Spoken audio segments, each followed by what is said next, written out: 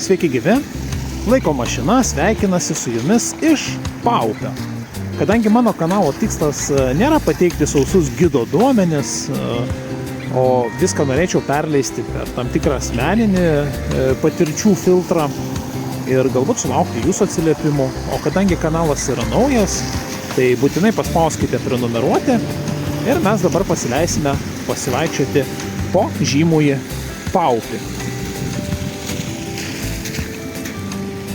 Iki 1939 metų ši vieta buvo vadinama Paplauja arba Paplovos, toks keistas pavadinimas, bet tai buvo susijęs su dideliu šio rajono vandeningumu. Ir čia buvo malūnas netoli Belmonto, žodžiu, viskas kūrėsi aplink Vilnelę.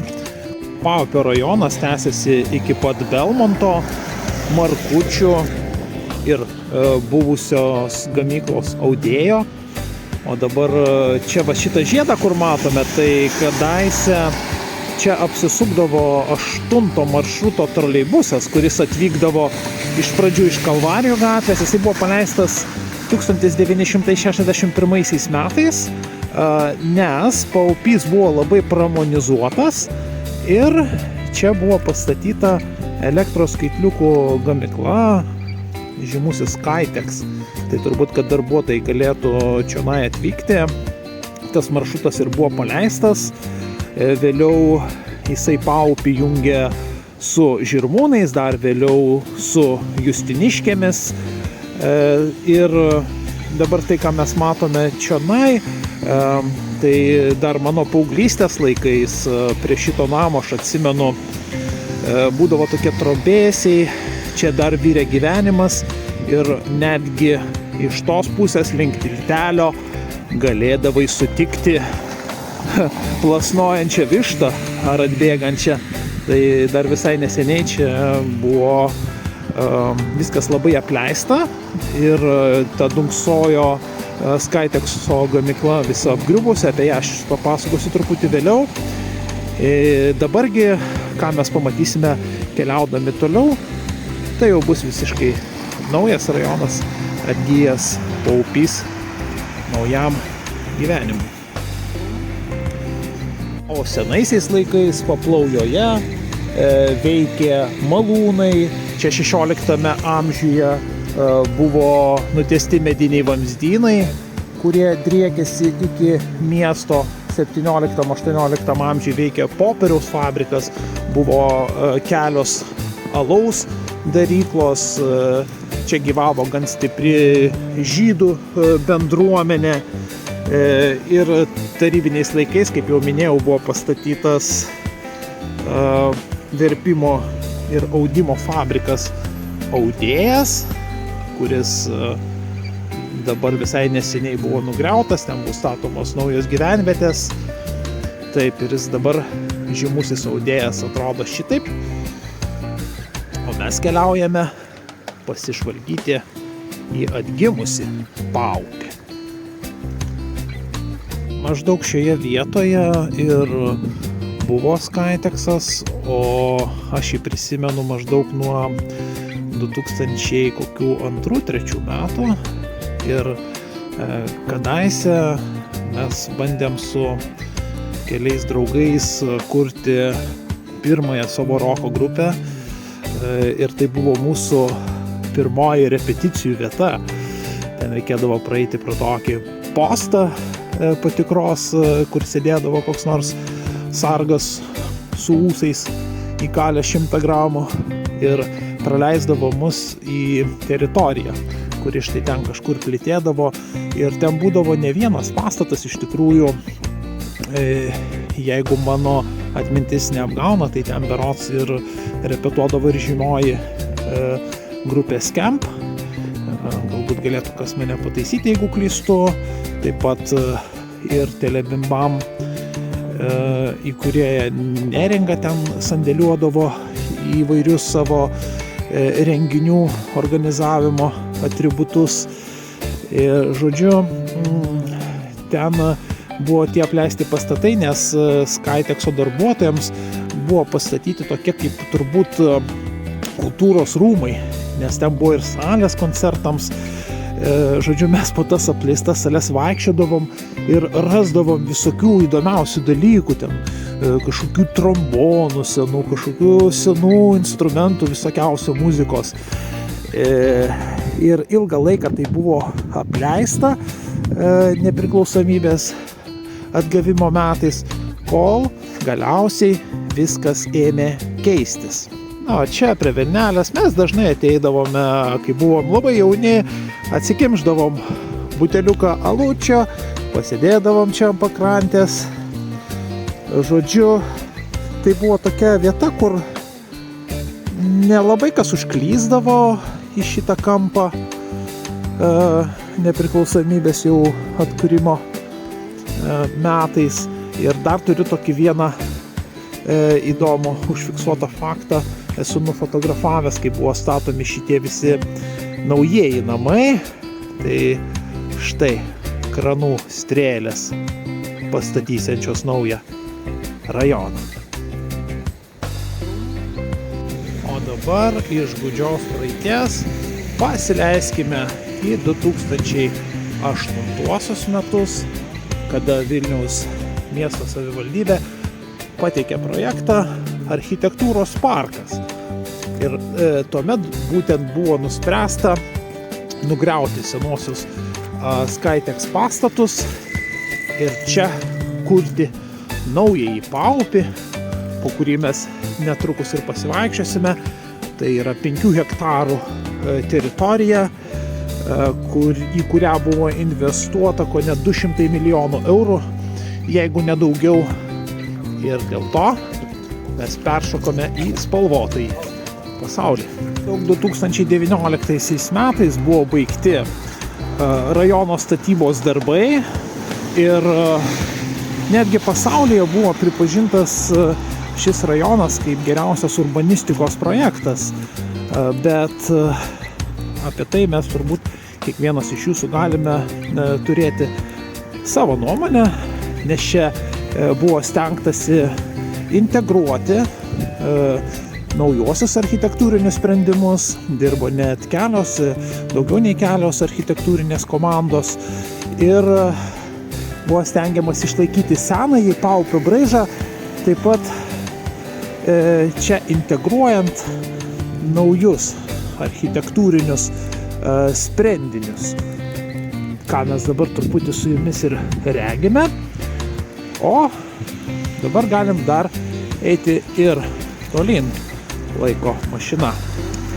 Dabar patekome turbūt į centrinę paupio aikštę, kuri jau ruošiasi šventėms, kalėdoms artėjančiams. Jeigu pažvelgsime šiek tiek dešiniau, tai mes matom tokius spirale kylančius laiptus į paupio turgų, kur galėsime irgi užsukti, truputį pasižvalgyti.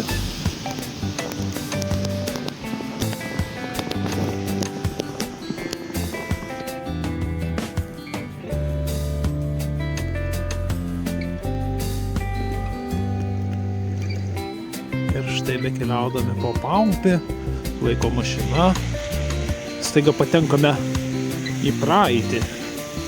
Ir aš iš tikrųjų nežinau, kas yra šitas pastatas paupio 28. Jis atrodo tikrai įspūdingai. Ir mūsų pasivaikščiojimų tikslas ir yra kažką atrasti netikėto. Arba tai, į ką galbūt šiaip netkreipiame dėmesio. Štai.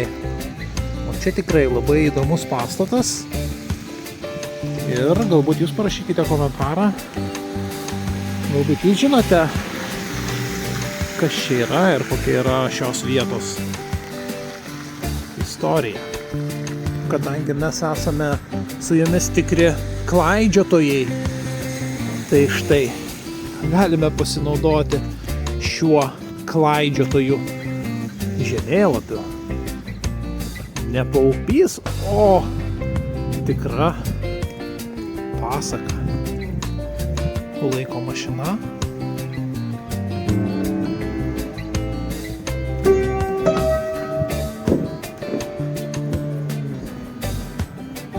Miestas po truputį puošiasi ir ruošiasi kalėdoms. Ir mes tuoj įkišime snapą į Paupio turgų. Keliaujame į vidų pasižvalgyti, kaipgi čia viskas atrodo. Truputį sužvarbau, net rankos nušalo. Kaip čia duris atidaryti? O, prašom, patenkame į Paupio turgaus teritoriją. Tokia labai jaukia oazė. Štai. Tikrai labai savotiška erdvė. Galim truputį pasivaikščioti. Čia jau irgi pakibusios snaigės virš pietaujančių žmonių galvų.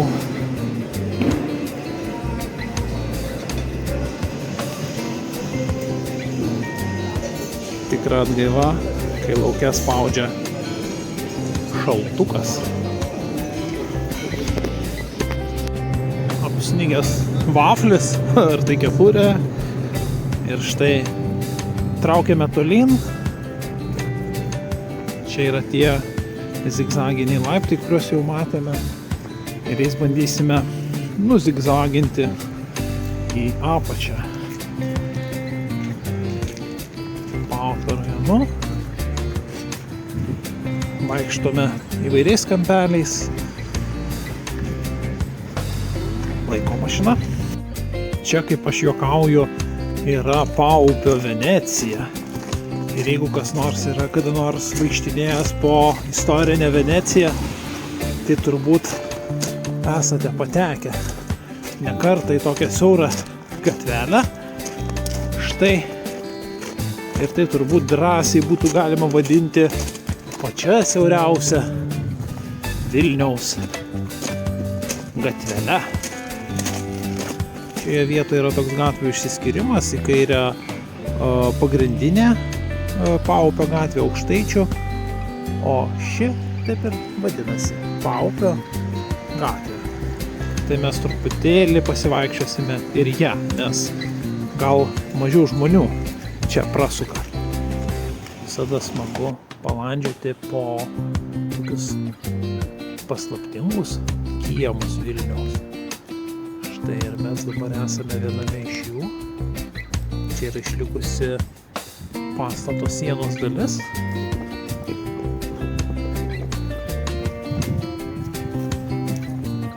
Ir bromas į Paupio gatvę.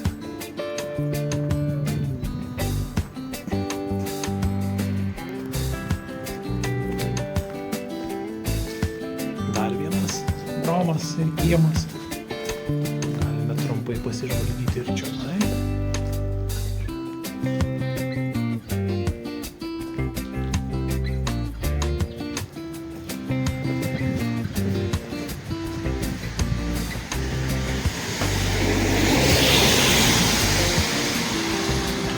Ir keliaujame pirmyn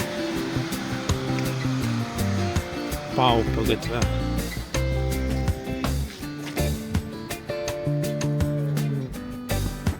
O iš šios vietos matome Subačiaus apžvalgos aikštelę, nuo kurios atsiveria įspūdinga Vilniaus panorama.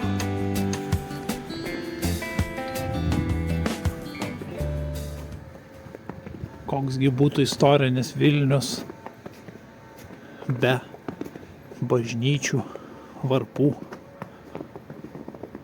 Paklausykime. Čia dar tokia įdomi vietelė, besiribojanti beveik su Subačiaus gatve jau. Vienas iš tokių pakraščių, galbūt Paupio. Štai mes patenkame į savotišką vietą, pačioje kalno pačioje. Staliukai čia. Čia matyti yra kažkoks klubas. Nes nekartą esu girdėjęs gyvos muzikos skambesį, keliaudamas pro šias vietas.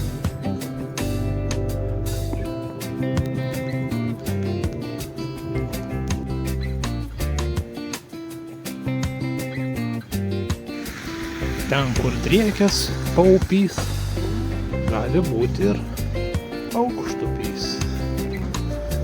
O jeigu jau visai išdurnėjai, tai gali keltis gyventi į Durupį. Ne, palaukit. Pažiūrėkim. Aha, ne į Durupį, o į Vidurupį.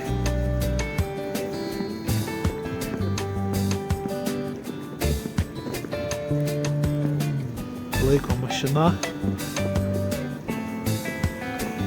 Ir staiga mes atsiduriam praeityje.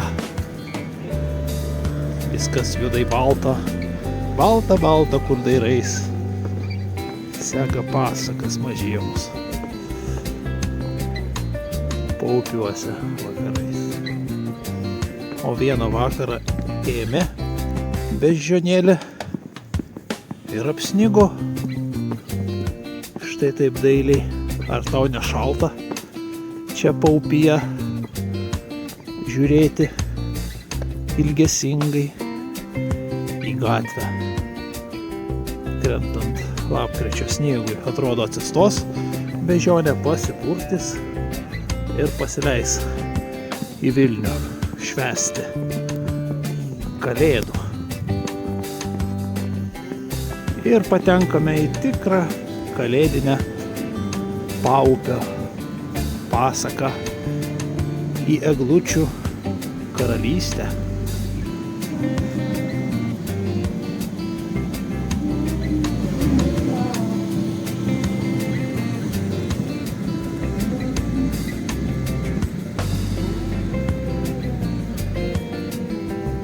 O šis namas iš tikrųjų panašus į pilį. Kiek pamenu, čia buvo įsikūręs vienas privatus vaikų darželis. Dabar netiksliai nežinau, kas čia galėtų būti, bet jis čia taip labai įdomiai įsikomponuoja į dabartinį Paupį. Na, o čia regime tokią įdomią skulptūrą ir keliaujame Vilnelės link, kur horizonte matome jau kiek kitokios architektūros pastatus. Ten yra suformuotas atskiras kvartalas netoli Bernardinų kapinių. Ir tie namai man kažkiek jau primena tokį vokišką stilių. Yra kiek kitokie nei, tarkime, šie.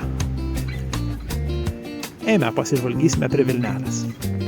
Girgždančiu sniegu kulniuojame link Paplaujos Paupio vieno iš kvartalų, link Vilnelės. Ko reikėtų nepamiršti, kodėl čia senovėje kūrėsi įvairūs pramonės objektai, dėl to, kad vanduo leido sukti malūnus, leido užsiimti tam tikrais dalykais. Štai Vilnelė į vieną ir į kitą pusę. Iš tikrųjų aš atsimenu, čia, kai dar nebuvo naujojo tiltelio, kai dar dunksojo apleistas Kaitex gamykla, tai buvo toksai girgždantis, traškantis tiltukas, kurio būdavo galima nusigauti iš vieno Vilnelės kranto į kitą. Ir mes dabar irgi su jumis truputį užkopsime viršun link vienos vietos, nuo kurios atsidars Vilniaus ir apylinkių panorama.